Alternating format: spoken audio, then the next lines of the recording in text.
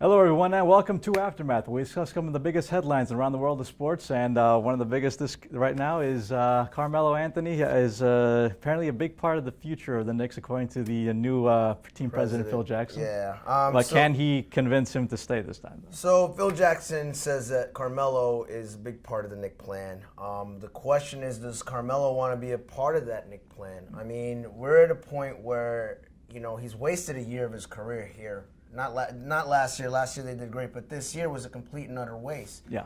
He's getting older. Time's running out.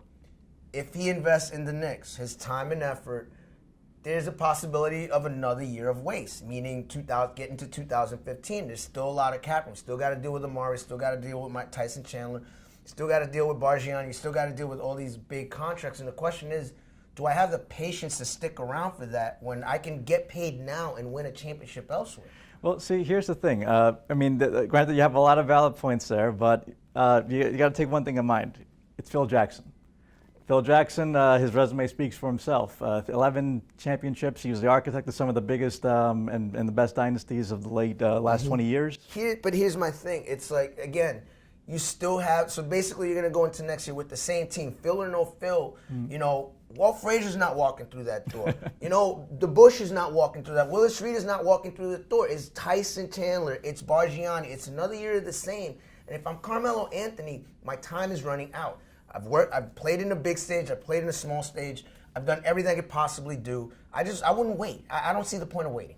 Unfortunately, Hoops fans won't have to wait long for this coming weekend. March Madness, the NCAA tournament continues. One game I'm looking forward to is actually possibly in the second round is a possible matchup between Kentucky and Wichita State, which Wichita State is undefeated right now.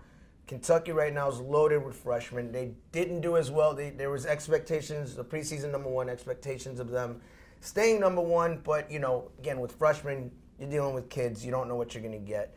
So I like that matchup because you're talking about a veteran team in Wichita State that's been there before against a young team that can run the ball up and down the court, and a coach who's been there and done that. With UMass, he's done it with Memphis, he's done it with Kentucky.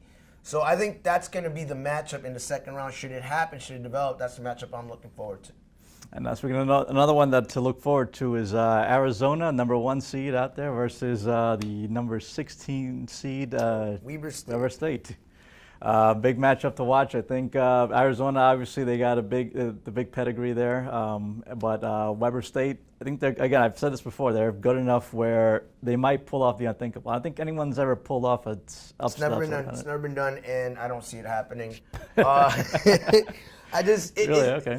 one of those things where Arizona, I think they're angry that they've been criticized for being a #1 seed while losing their conference championship. So I think they're going to take it out on somebody, and that somebody, unfortunately, going to be Weber State. So I got Arizona for that one. All right, we'll see. And that wraps it up for the Aftermath. Remember to tune in next week for more.